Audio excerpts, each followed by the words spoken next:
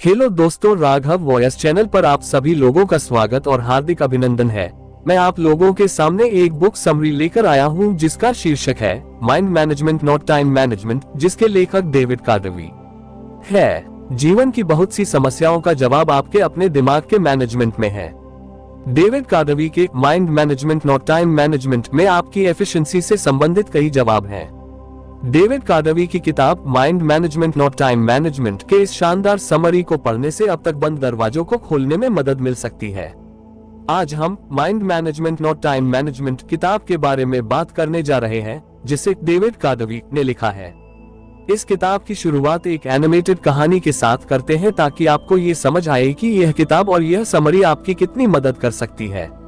एक बार की बात है, एक आदमी अपने गुरु के पास आकर कहने लगा, गुरुजी, अपने जीवन में मैं लक्ष्य के लिए कुछ कर नहीं पा रहा हूँ। अक्सर मेरे दिन फालतू के कामों में बीत जाता है।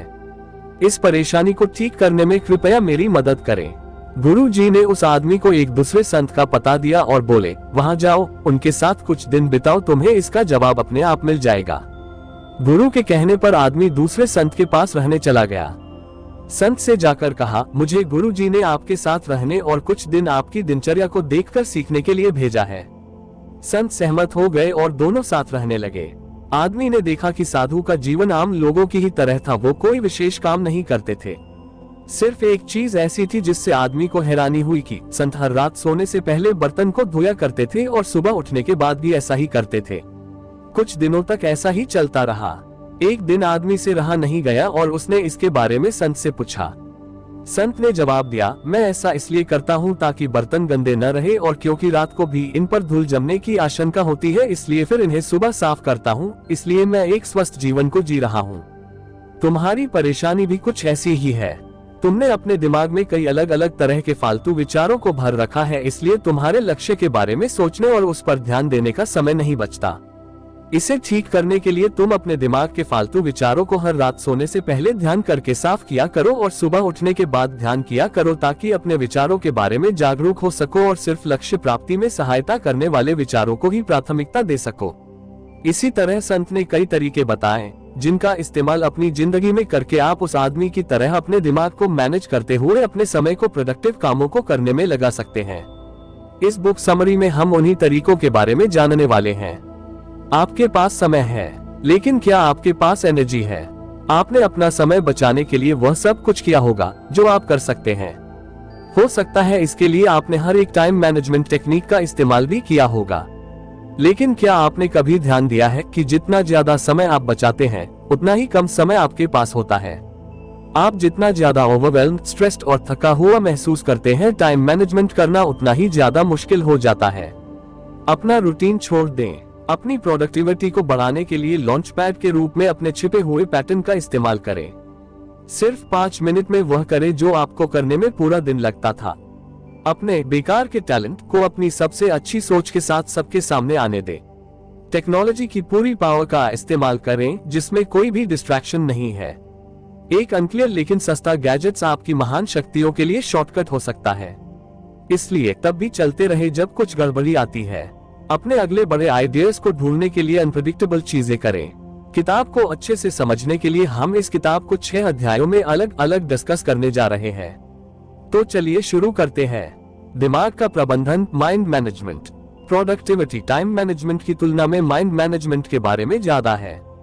हम सभी अपने दिन के समय को कितने अच्छे ढंग से बिताते हैं, ये वास्तव में इस बात पर निर्भर करता है कि हम अपनी नाजुक मेंटल एनर्जी का कितनी अच्छी तरह संभालते और इस्तेमाल कर सकते हैं। उदाहरण के लिए, जब हम किसी काम को करने की शुरुआत करते हैं तो उस काम में पूरी तरीके से फोकस करने के लिए हमें काफी समय लग जाता है। वहीं अगर हमें माइंड मैनेजमेंट की टेक्निक का पता होता तो हम अपना बहुत सारा समय बचा सकते हैं। कभी कभी ये असली नहीं लगता है, लेकिन असल में यह एक स्ट्रैटेजी बन सकती है जिसका इस्तेमाल करके आप अपने काम को कम पेनफुल बना सकते हैं। आप सभी को अपने काम को आसान और कम पेनफुल बनाने के लिए क्रिएटिव होने की जरूरत है। जब आपके पास क्रिएटिव इंसाइट होती है तो आप दिमाग के अलग अलग एरिया से अलग अलग एलिमेंट्स को आपस में जोड़ रहे होते हैं। ये सब कुछ काफी अचानक से होता है और सिर्फ कुछ ही पलों में उनमें से कुछ टकराते हैं और फिर आपके पास एक इंसाइट होती है और एक अच्छा आइडिया निकल कर आता है। कुल मिलाकर इनसाइट एक भूल भुलैया को हल करने की तरह है, जहां आपको सॉल्यूशन ढूंढने से पहले सभी अलग अलग रास्तों से गुजरना पड़ता है। वैसे तो अपने समय को मैनेज करना सभी के लिए आसान नहीं होता है, लेकिन जब हम नेचुरल रूप से जानते हैं कि यह सच नहीं है और जब हम वास्तव में चीजों को पूरा करने की कोशिश करते हैं, तो हम अपने समय का मैनेजमेंट करने की कोशिश करते हैं, जो कि कभी कभी बहुत ज्यादा मुश्किल हो जाता है। इसलिए टाइम मैनेजमेंट से ज्यादा माइंड मैनेजमेंट पर ध्यान दें। ऐसे आप अपने काम पर ज्यादा अच्छे तरीके से फोकस कर सकते हैं। माइंड मैनेजमेंट के 3 जरूरी सवाल। अगर आप सच में इस बात का पता लगाना चाहते हैं कि आपके दिमाग में क्या चल रहा है और क्यों आप अपने समय का सही इस्तेमाल नहीं कर पाते हैं, तो इसके लिए खुद से माइंड मैनेजमेंट के इन 3 जरूरी सवालों को करें। मुझे अभी किस तरह का काम करने की जरूरत है? क्या कोई काम बेहद प्रेशर वाला है, या क्या मैं अपनी मेंटल स्टेट को उस काम का गाइडेंस करने दे सकता हूं जिसे मैं अभी करने का फैसला करता हूं? मैं अभी किस तरह की मेंटल स्टेट में हूं? क्या मैं अभी इस काम को करने के मूड में हूं? क्या कुछ ऐसा है जो मैं खुद को सही मेंटल स्टेट में लाने के लिए कर सकता हूं? में मुश्किल हिस्सा यह है कि आपका अमिगडाला आपके दिमाग के बाकी हिस्सों से पहले भी आपके शरीर के साथ बातचीत करता है, जो बहुत ज्यादा कॉम्प्लेक्स सोच को संभाल सकता है। उदाहरण के लिए, अगर आप एक सांप देखते हैं, तो आपका अमिगडाला आपके सिंपैथेटिक नर्वस सिस्टम को आपकी दिल की स्पीड को बढ़ाने के लिए कहता है, इससे पहले कि आपकी आंखें आपके दिमाग को बता सके यह एक सांप है। आपके दिमाग के बाकी हिस्सों के अनुसार आपके दिल की स्पीड बढ़ने से आपको सांप से डर लगता है।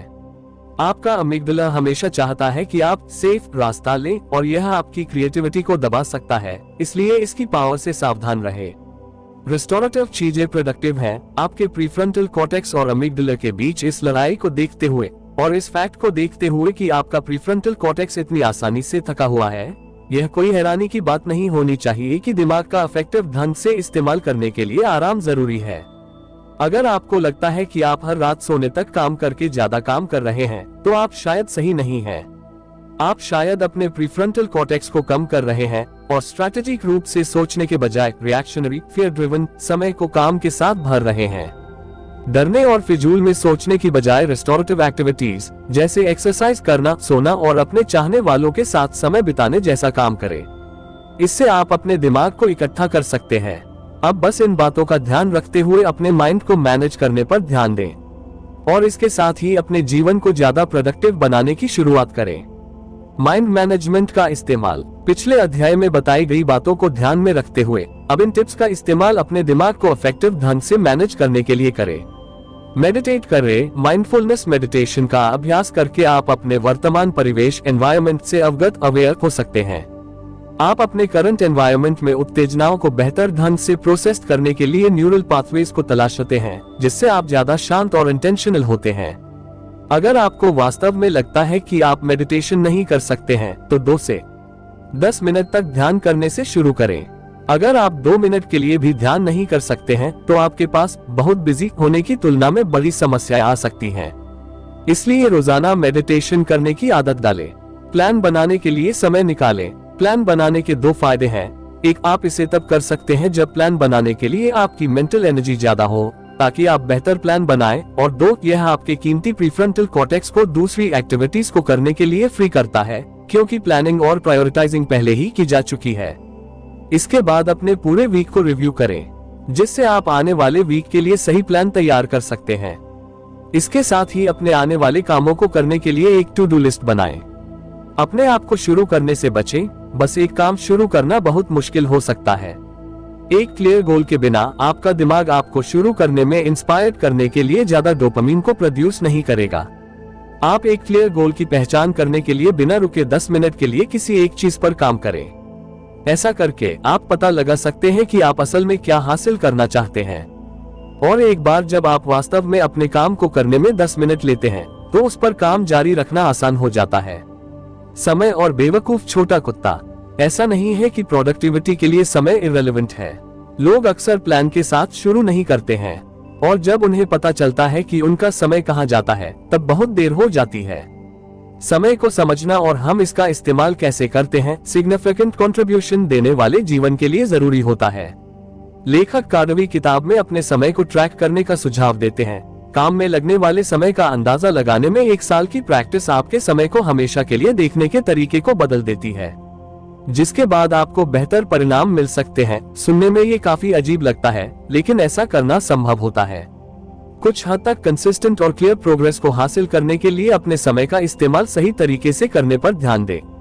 जब अपने वीक का प्लान बनाने का समय आता है तो हर चीज को ध्यान में रखते हुए प्लान बनाएं।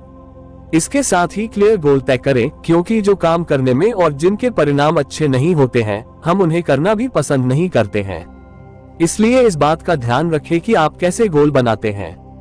जेरी साइनफेल्ड इस प्रॉब्लम को एड्रेस करते हैं क्योंकि यह स्टैंड अप कॉमेडी के बनने से रिलेटेड है, एक प्रैक्टिस जो उन्होंने लगातार 40 से ज्यादा सालों से की है।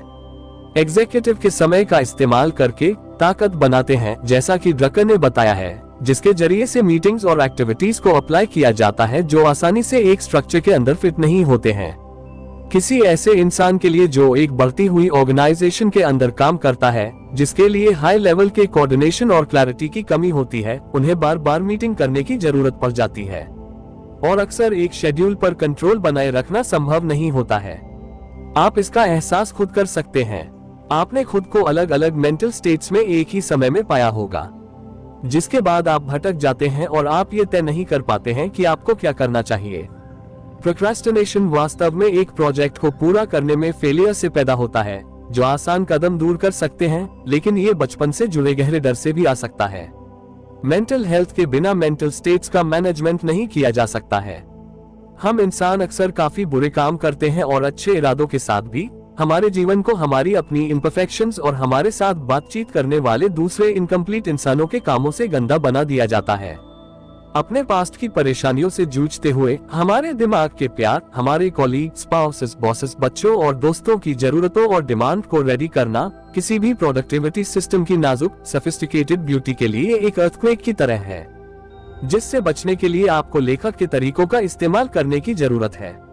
इसके लिए बस आज से ही अपने माइंड को मैनेज करने पर ध्यान दें। जब आप इस तरीके से काम करने की आदत डाल लेते हैं तो आप अच्छे परिणाम हासिल कर सकते हैं। निष्कर्ष, आइए अब सीखे हुए लेसन्स को एक बार दोहरा लेते हैं। टाइम मैनेजमेंट से ज्यादा माइंड मैनेजमेंट पर ध्यान दें। खुद से माइंड मैनेजमेंट के 3 जरूरी सवालों को करें। माइंड मैनेजमेंट के लिए दिमाग की जरूरी बातों का ध्यान रखें। 10 मिनट तक किसी एक चीज पर काम करने के साथ प्लान बनाने के लिए समय निकालें। पहचानें कि आप कब किस मेंटल स्टेट में होते हैं। अपने दिमाग को समय के साथ धीरे धीरे ट्रेन करें। अपने जीवन में आए अपॉर्चुनिटीज और प्रिकॉशंस का ध्यान में रखते हुए काम करें। तो दोस्तों, इस किताब से हमने माइंड मैनेजमेंट करने के तरीके के बारे में जाना, जिसका इस्तेमाल करके आप अपने जीवन में बेहतर परिणाम हासिल कर सकते हैं। आपके बेहतर परिणाम आपके जीवन में आपकी प्रोडक्टिविटी को बढ़ाने में मदद करेंगे। अब अगर आप भी अपने जीवन में सफल होकर बड़े बदलाव लाना चाहते हैं तो किताब में बताए गए सभी तरीकों को अपने जीवन में इस्तेमाल करें। तो दोस्तों, ये बुक समरी आपको कैसी लगी हमें कमेंट बॉक्स में कमेंट करके जरूर बताएं। धन्यवाद। आपका दिन शुभ और मंगलमय हो।